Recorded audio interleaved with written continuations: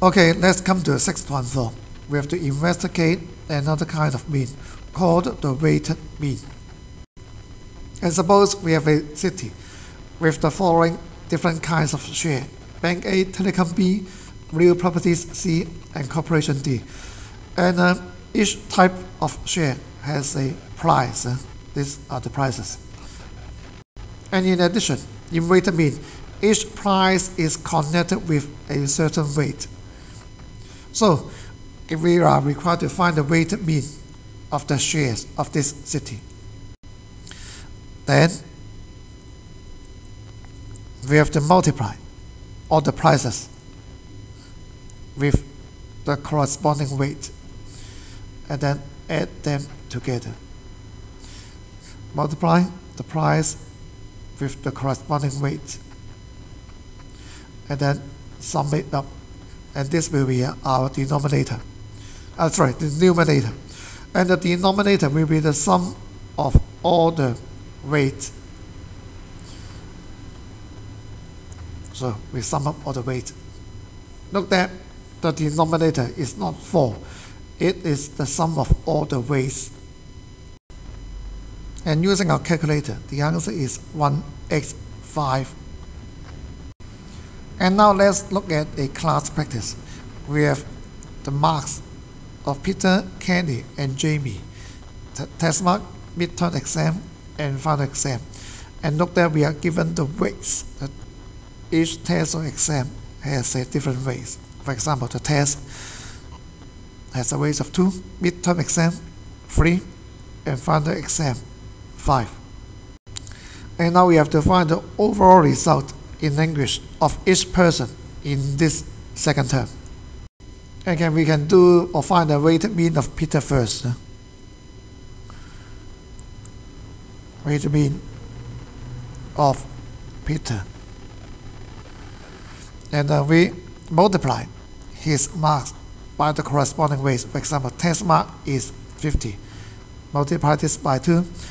And midterm exam 60. Multiply by 3. And then plus final exam mark 80. Multiply by 5. And then we divided this by the sum of all the weights. And using our calculator, we find the weighted mean is 68.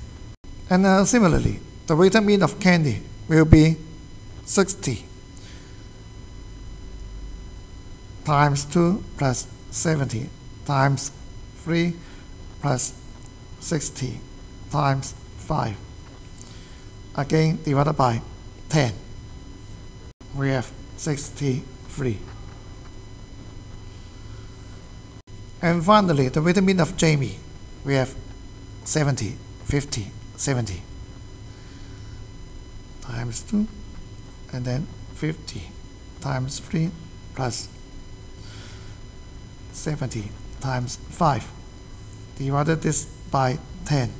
We have 64.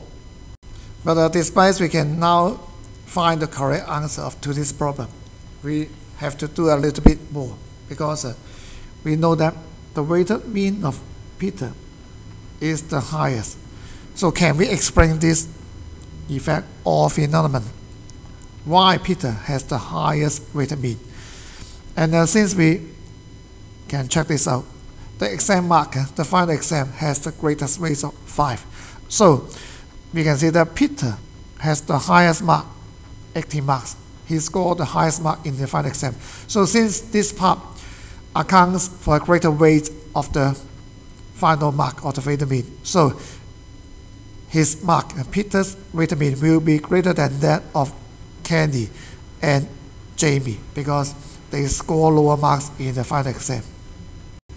And at the same time, we can also see that Peter actually scored very low mark in the test, 50 marks. But however, since the weight of the test is just 2, which is much smaller than that of the final exam 5, which is much smaller than 5. So the loss of Peter's mark in weighted mean in test is much less because the weight is smaller.